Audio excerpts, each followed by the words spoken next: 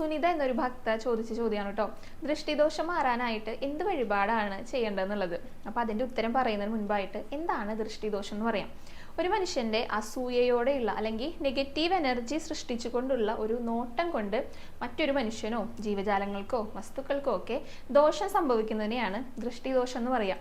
ഇത് മാറാനായിട്ട് എന്താണ് ചെയ്യേണ്ടതെന്ന് ചോദിച്ചാൽ ആദ്യം നമ്മുടെ മനസ്സിലേക്ക് വരിക, നമ്മുടെ വീടുകളിലെ അമ്മമാരും മുത്തശ്ശിമാരും ഒക്കെ ചെയ്യാറുള്ള ഉപ്പും കടുകും മുളകും ഒക്കെ ഉഴിഞ്ഞിടും. ചെറിയ കുട്ടികളൊക്കെ വീട്ടിലുണ്ടെങ്കിൽ അവരങ്ങനെ ചെയ്യുന്നത് കണ്ടിട്ടുണ്ട് കേട്ടോ. അത് വിശ്വാസത്തോടു കൂടി ചെയ്ത് കഴിഞ്ഞാൽ ഫലിക്കുമെന്നാണ് പറയുക. അപ്പോൾ അങ്ങനെ ഉഴിഞ്ഞിടാനായിട്ട് നമുക്ക് സാധിക്കും. പിന്നെ മുട്ടിറക്കൽ എന്ന് പറഞ്ഞിട്ടൊരു വഴിപാടുണ്ട്.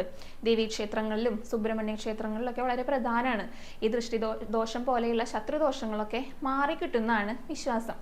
പിന്നെ നാവൂറ് പഠിക്കാറുണ്ട്. അപ്പോൾ നാഗദൈവങ്ങളുടെ പ്രതിഷ്ഠയുള്ള ക്ഷേത്രങ്ങളിൽ, മമ്മിയൂർ ക്ഷേത്രത്തിലൊക്കെ ഉണ്ട് കേട്ടോ, നാവൂറ് പാടിക്കും.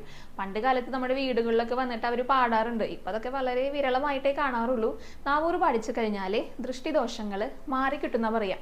പിന്നെ ഗുരുവായൂർ ക്ഷേത്രത്തിലെ ചിലർ കടുക് കൊണ്ടുവന്ന് ഭഗവാന് സമർപ്പിക്കാറുണ്ട്. കടുക് പൊതുവെ കലഹം മാറാനാണെന്ന് പറയാറ്. പക്ഷെ എന്നിരുന്നാലും ദൃഷ്ടിദോഷങ്ങൾ മാറാനായിട്ടും ചിലർ കടുക് സമർപ്പിക്കാറുണ്ട് കേട്ടോ ഭഗവാനെ. അതൊന്നെങ്കിൽ കൊടിമരത്തിന്റെ ചോട്ടിലോ അല്ലെങ്കിൽ മഞ്ചാടി ചെമ്പിലോ ഒക്കെ ആയിട്ട് സമർപ്പിക്കുന്നത് കാണാം. അതെല്ലാം ഓരോരുത്തരുടെ വിശ്വാസമാണല്ലേ. വിശ്വാസത്തോട് കൂടി ചെയ്ത് കഴിഞ്ഞാൽ അത് ഭഗവാൻ സ്വീകരിക്കുന്നതാണ് പറയാം. പിന്നെ ഈ ശത്രുദോഷം പോലെ, അതായത് ഈ ദൃഷ്ടിദോഷം എന്ന് പറയുന്നത് ശത്രുദോഷം പോലെയുള്ള ഒന്ന് തന്നെയാണ്. അത് മാറാനായിട്ട് നമുക്ക് സ്വന്തമായിട്ട് ചൊല്ലാനായിട്ട് സാധിക്കുന്ന ഒരു പ്രാർത്ഥനയുണ്ട്. അതാണ് നാരായണ കവചം. ആ പേര് സൂചിപ്പിക്കുന്നത് പോലെ തന്നെ ഒരു കവചമായിട്ട്, ഒരു സംരക്ഷണ വലയമായിട്ട് നമുക്ക് ചുറ്റിനും ആ പ്രാർത്ഥന ഉണ്ടായിരിക്കും. ഭഗവാൻ നമ്മുടെ കൂടെ ഉണ്ടാകുന്ന പറയാം.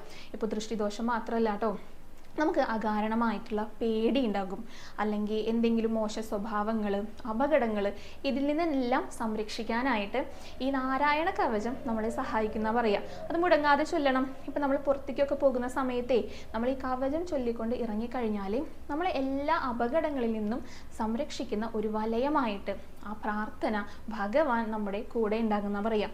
അപ്പോൾ നാരായണ കവചം ചൊല്ലാവുന്നതാണ് കേട്ടോ. നമ്മൾ വിശദമായിട്ടൊരു വീഡിയോ നാരായണ കവചത്തെക്കുറിച്ച് ചെയ്യുന്നതാണ്. അപ്പോൾ ദൃഷ്ടിദോഷം മാറാനായിട്ട് ഈ നാരായണ കവചം കൂടെ നമുക്ക് ചൊല്ലാവുന്നതാണ്.